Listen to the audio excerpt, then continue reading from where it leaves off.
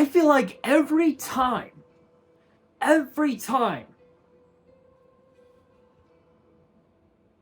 Roman Reigns shows up and defends his title, it's the same end result over and over and over and over and over again. When is it gonna fucking stop? What's up, YouTube? It's your boy Nash here. Welcome back to the channel. And before we get started with the results of Crown Jewel, the road to 200 subs has now come to a close, and we are now on the road to 500 subs.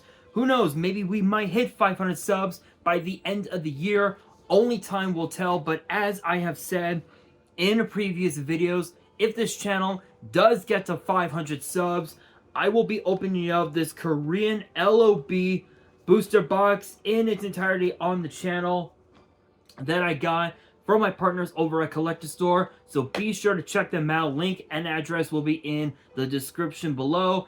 By checking them out, not only does it support them, it also supports the channel, and I would greatly appreciate it. On the hopes to potentially pull a Blue Eyes White Dragon, a Dark Magician, a Red Eyes Black Dragon, a Piece of Exodia, Monster Reborn, Pot of Greed. The possibilities are out there.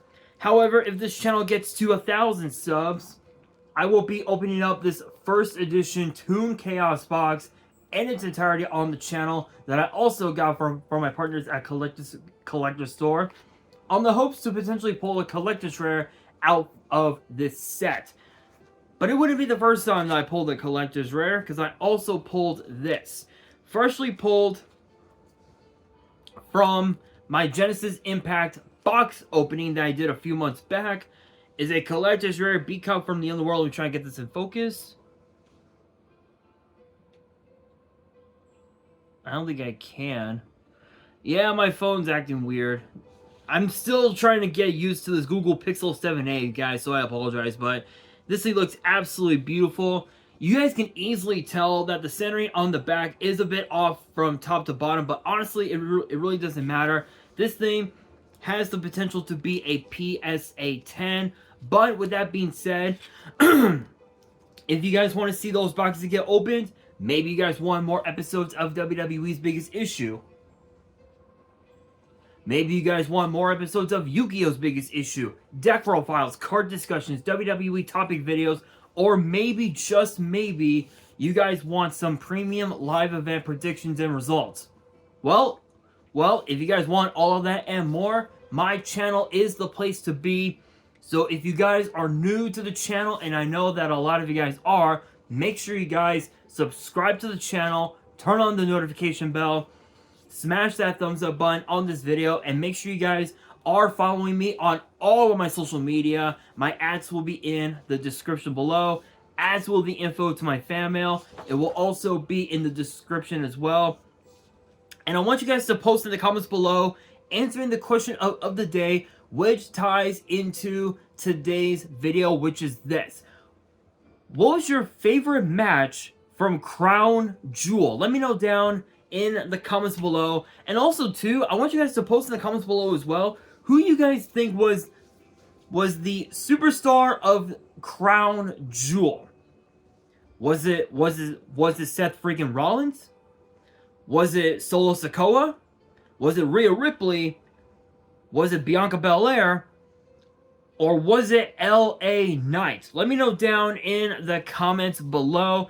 And let's kick things off with the kickoff show as Sami Zayn went one-on-one with JD McDonough. Now, for those who are new to the channel, before we even continue, for those who are new to the channel and do not know, what I do is, at the end of every single premium live event, I always do the results of the card. And then on Monday's episode of WWE's Biggest Issue, I do an in-depth review of the card and give my rating on each card, on each match on the card, and give my overall rating of the whole card itself at the end of the video. So that's basically what I do. So if you guys want to see more of those in the future, subscribe, hit the bell, and let's continue with the kickoff show. Sami Zayn and JD McDonough. Obviously, we know that JD McDonough has been trying so hard to become a full-fledged member of the Judgment Day for the simple reason that his teacher, his mentor, if you will, Finn Balor, is in the Judgment Day, and honestly, I think he would be a great addition to the group, but it all depends on the rest of Judgment Day. But this was basically Sami Zayn's like first step into becoming a singles competitor, into becoming a mega star, a huge star on Raw as a singles competitor. Obviously, yes, he had quite a bit of success as a singles competitor, you know, becoming a 3-time Intercontinental Champion, becoming NXT champion, but this is the first time in quite a while that he's at the, where he's slowly climbing the ladder to becoming a huge star. And we know that if it wasn't for the bloodline, we all know that Sami Zayn would probably still be in the mid-card section of WWE, whereas opposed to now, because of the bloodline and because of the main event match that he had with Kevin Owens against the Usos at WrestleMania earlier this year, Kevin Owens and Sami Zayn are now like top link in the food chain in terms of championship aspirations. And this was basically the first step for Sami Zayn. This was non-stop action, just incredible action. Like, you can't deny how good JD McDonough is, nor can you deny how good Sami Zayn is. But this was back and forth. Quite a few near falls and in there as well. But the closing moments of the match, Sami Zayn was able to hit JD McDonough with a haluva kick and a blue thunderbomb to pick up the victory, thus kicking off Crown Jewel. And speaking of Crown Jewel, we got the first match of the main card itself. Excuse me. As the visionary, the revolutionary Seth freaking Rollins defended the World Heavyweight title against Drew McIntyre in what was considered to be Drew's big opportunity to right the wrongs of the past. And what I mean by that is he became WWE champion by defeating Brock Lesnar at WrestleMania in a building full of nothing. Absolutely nothing. All because of the COVID-19 pandemic. And ironically enough, COVID is still running rampant, but it's not as bad as it was, almost 4 years ago. Think about that. It's not as bad as it was like almost 4 years ago, but it's still out there, people. So be careful. You guys. But Drew, he made so many excuses during this rivalry between McIntyre and Rollins. And ironically enough, Seth Rollins was Drew's first title defense, which took place at Money in the Bank less than a month later. So it's ironic that McIntyre picks up a win that night, and tonight Seth Rollins picked up a victory over McIntyre with a pedigree and a stomp. It literally took three pedigrees, 2 stomps for Rollins to defeat Drew McIntyre. Now, obviously, we knew that Damian Priest was gonna be in attendance because he was set to face off against the American Nightmare Cody Rhodes, which we'll get to that later on in this video. But he decided, you know what? I'll cash in Money in the Bank. We'll see what happens. Hands the briefcase in, and some dude in a hoodie comes out and attacks Priest, and it's none other than Sami Zayn, and he takes the briefcase and hauls ass, which I found that kind of funny. I found that pretty funny, and Rollins was like, damn. Like, holy shit. So this basically proves that a cash-in, everyone knows that a cash-in can happen at any given time. it's gonna be one interesting time with Damian Priest still as Senor Money in the Bank. Next up, speaking of the Judgment Day, Rhea Ripley defended the women's world title against not one, not two, not three, but 4 women: Shayna Baszler, Nia Jax, Zoe Stark, and Raquel Rodriguez. 5 of the baddest and the toughest women on Raw right now, fighting each other for the right to become the women's world champion. And ironically enough, typical Nia Jax, she didn't give a damn. All she did was just try to pick the bones, try to pick them, try and pick the bones, and it still didn't work out. This was non-stop, back and forth, near fall after near fall on Rhea Ripley, mind you. On Rhea Ripley. Non-stop, back and forth action. Absolutely insane. But the closing moments is what will shock you.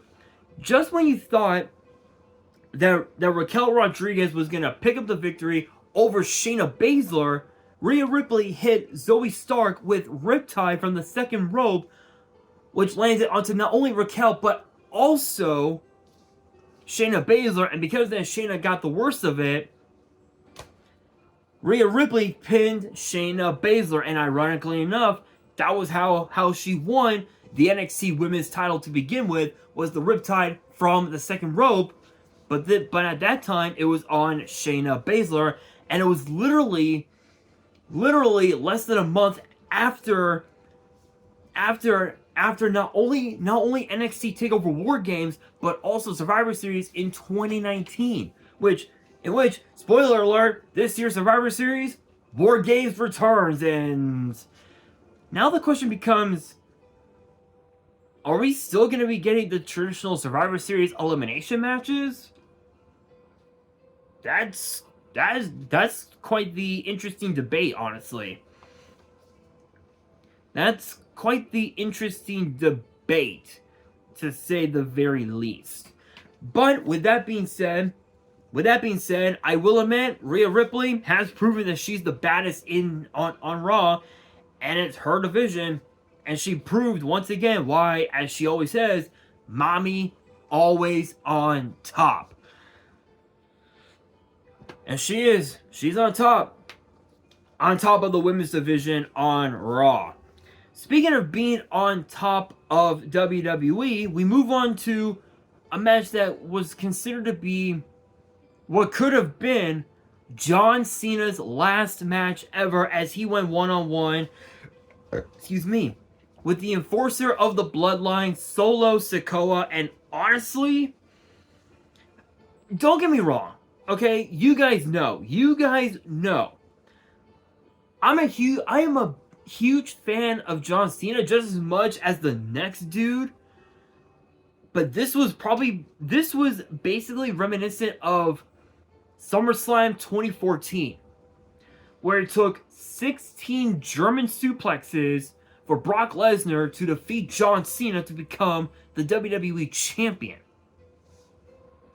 This was no different.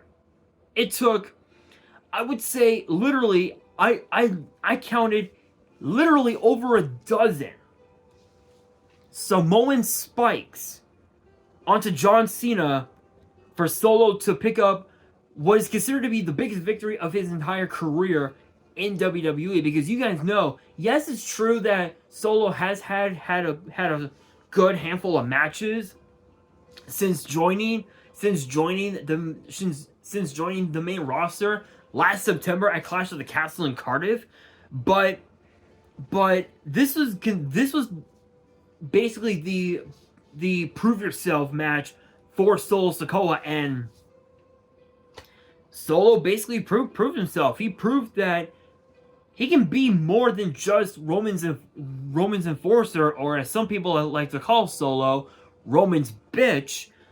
But he's proven that he can go with some of the all-time best in WWE, and one of them just happened to have been John Cena. And Now the question becomes this: was this John Cena's last match in WWE?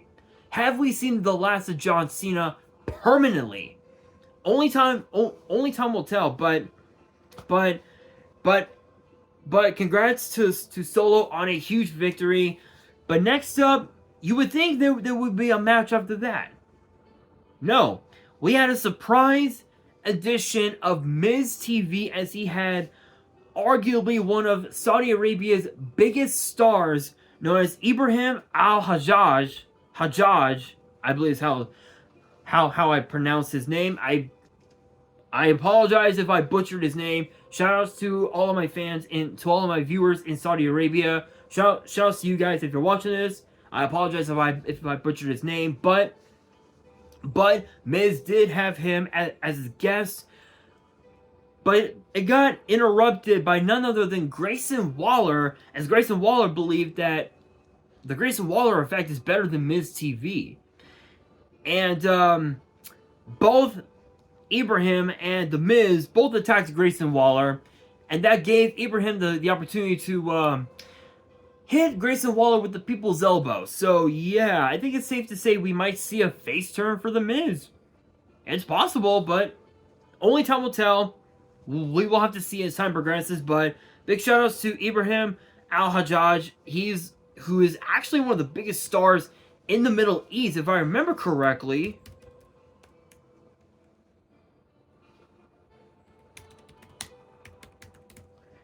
If I remember correctly, I want to see about something really quickly. I want to see about something.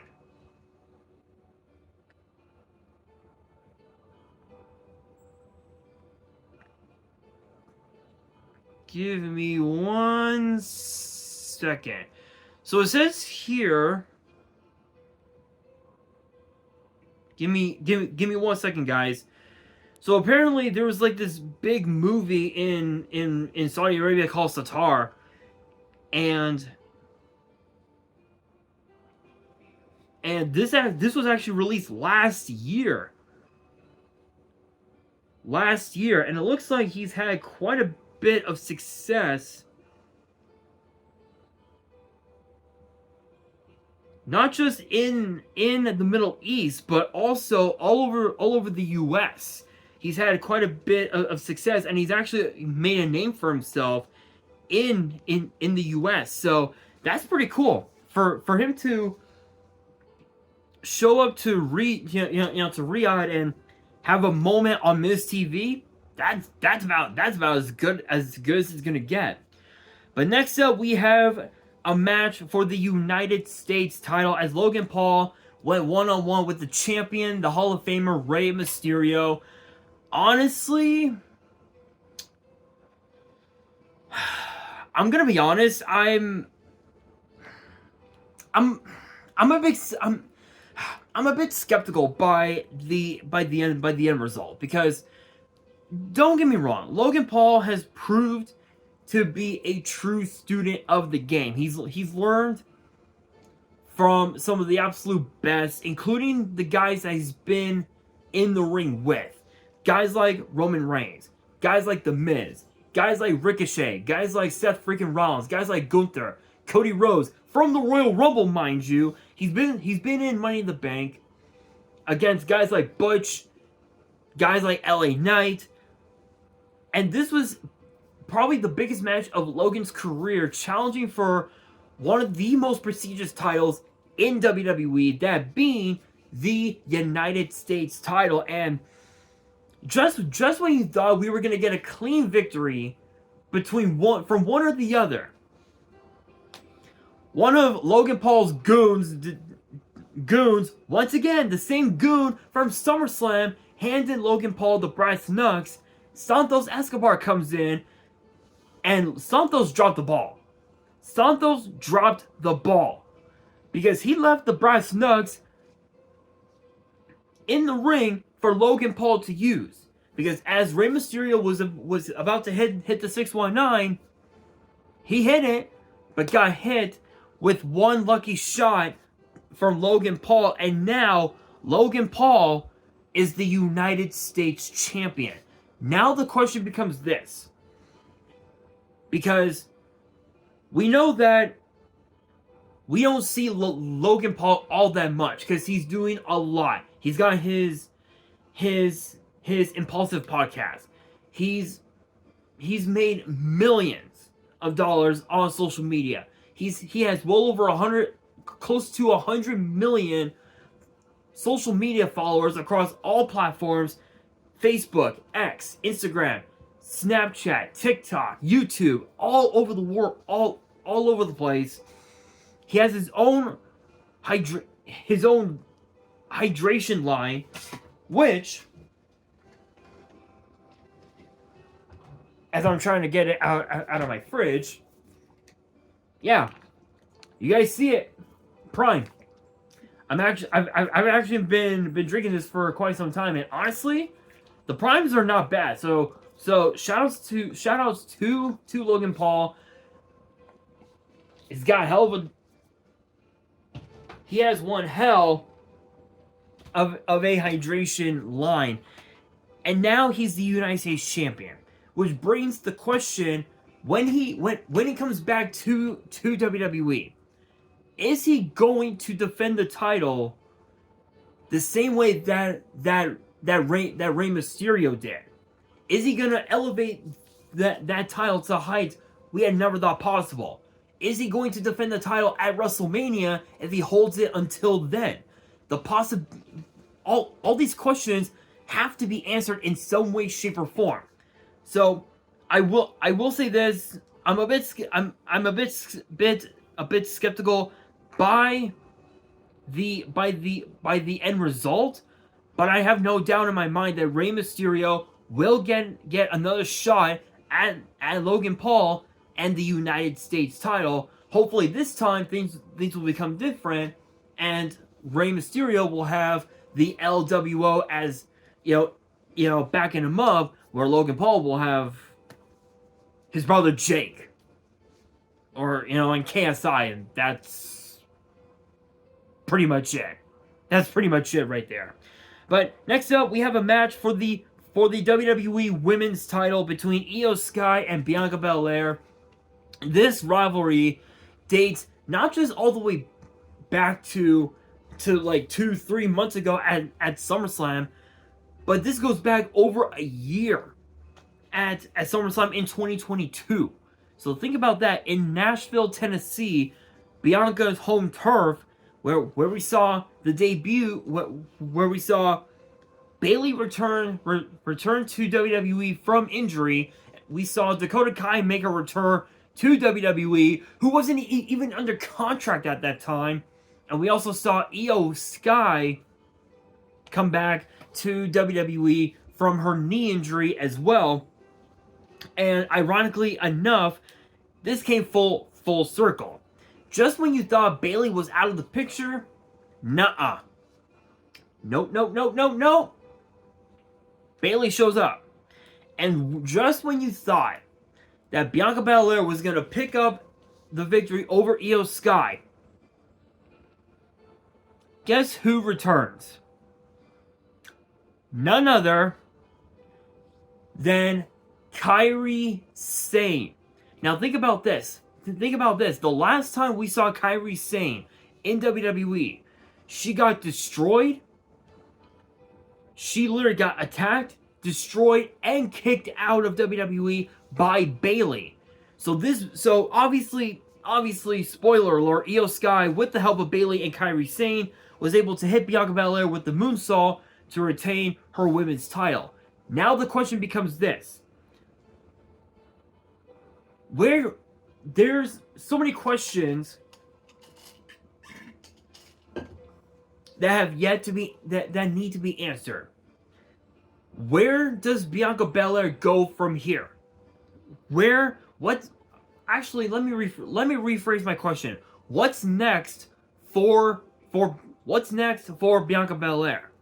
Is Kairi Sane gonna join Damage Control, or is Io Sky breaking away from Damage Control to team up with Kairi Sane?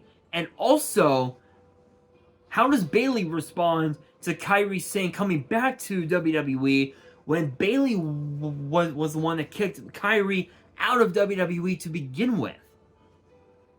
All these questions and more have to be answered, and they need to be answered soon. And they could be answered as soon as this coming Friday on SmackDown. So it's possible. It's possible, but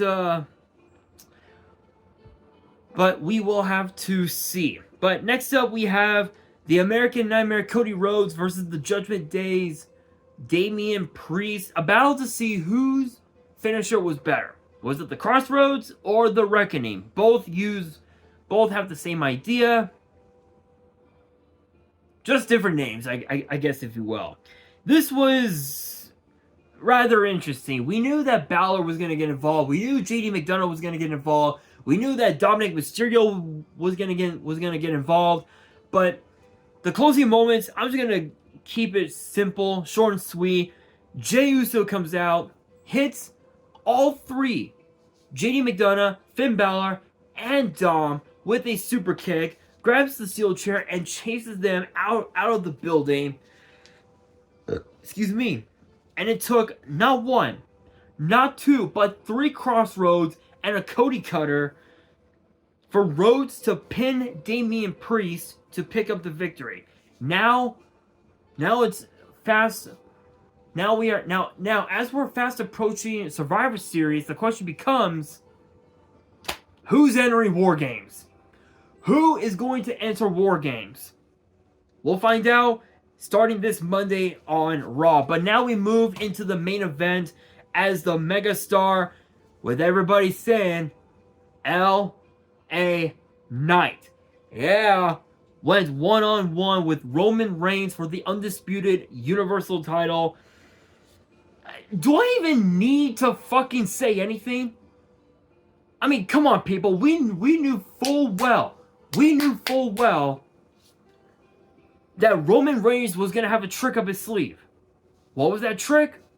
Solo Sikoa, Jimmy Uso. LA Knight could not fend the odds as Roman Reigns was able to hit LA Knight with a massive spear to retain the undisputed Universal title, all thanks in part to the Bloodline. I don't even think I should be saying anything at all. I mean, we knew that Roman Reigns was going to rely on Jimmy Uso. He was going to rely on Solo to pick up the victory. And now the question is, who? Who the fuck can take the title off of Roman? LA Knight couldn't do it. Jey Uso couldn't do it. Cody Rhodes couldn't do it. Seth Rollins couldn't do it. Drew McIntyre couldn't do it. Kevin Owens couldn't do it. Big E couldn't do it. Drew McIntyre couldn't do it. Sami Zayn couldn't do it. Finn Balor couldn't do it. Not even John Cena. Not even Logan Paul or Rey Mysterio. None of these guys, none of these dudes that stepped up to Roman could beat Roman Reigns for the undisputed title. He couldn't. Not one of them could. So if not them, then who? Who could do it? At this point, there's a short list of dudes who could potentially do it. Maybe Cody Rhodes might get another shot at this coming year's WrestleMania. Who the hell knows? All I know is that Roman Reigns, at some point, he's got to be stopped. But with that being said, that brings us to the end of this video. So hopefully you guys enjoyed. If you did, make sure you guys smash that thumbs up button. If you guys are new to the channel and you guys want more premium live event predictions and results in the future, make sure you guys subscribe to the channel, turn on the notification bell, and as always, as my camera kept moving, and as always, make sure you guys are following me on all of my social media. My ads will be in the description below, as will the info to my fan mail. It will also be in the description as well. And on that, this is your boy Nash, signing out.